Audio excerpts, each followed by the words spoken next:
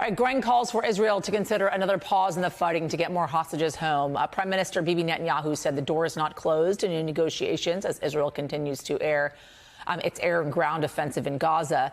The news is coming as the Israeli military admitted it mistakenly killed 3 hostages held by Hamas who were shirtless, unarmed, and waving a makeshift white flag. Thousands of people have been rallying over the weekend in Tel Aviv, calling for the release of the hostages, even spending the night camped outside of Israel's defense ministry. Ruby Chance Itai is an American citizen and is believed to be held captive. Take a listen. Tell me why you decided to come out here to march tonight. The Israeli families believe that the Israeli government needs to put an offer on the table today. All right, joining us now is NBC's Hala Grani from Tel Aviv. A couple of things I want to hit on here, Hala. First and foremost is the fallout, of course, from the deaths of these 3 hostages. What more we are learning today, along with any indication they may resume negotiations over more hostages being released from Gaza.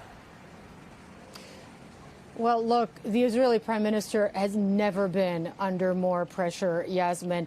The families of the hostages, their loved ones are saying you have to prioritize the lives of the hostages over the military aims. So much so that the Israeli prime minister has had to kind of hint at the restarting of negotiations with Hamas via Qatar.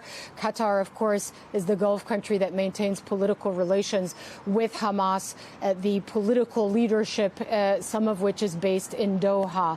So at this point, the Israeli prime minister is having to do something. He has said we have serious criticisms of Qatar, but right now we are trying to complete the recovery of our hostages. And you showed some of the anger there, and you're showing it on the screen now, from ordinary citizens as well of this country.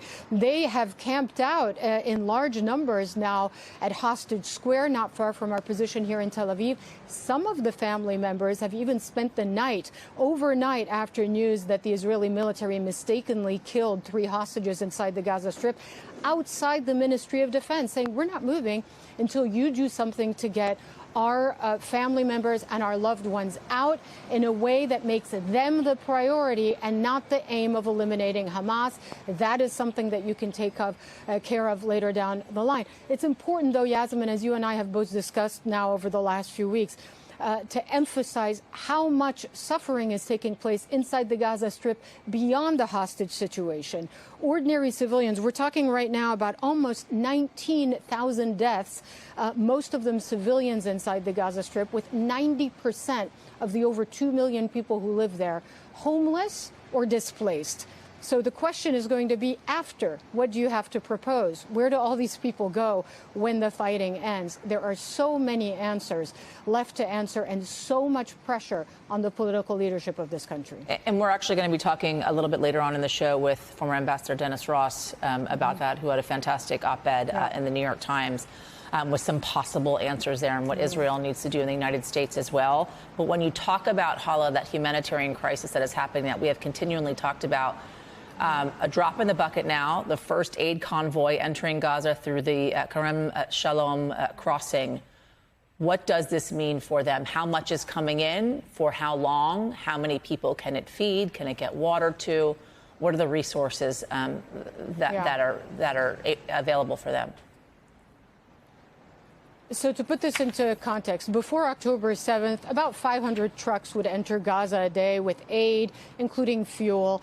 After the territory was entirely sealed, after the Hamas attacks of October 7th, you really had nothing going in. Then there was aid going through the Rafah border on the Egyptian side into the Gaza Strip.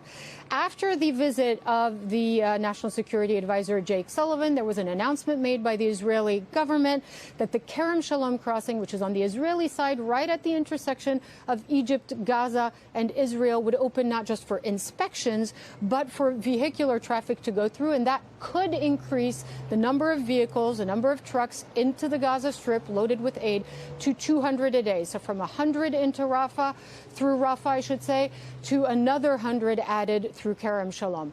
Now, that is still not nearly enough, according to aid groups, and certainly not the levels that we saw before October 7th.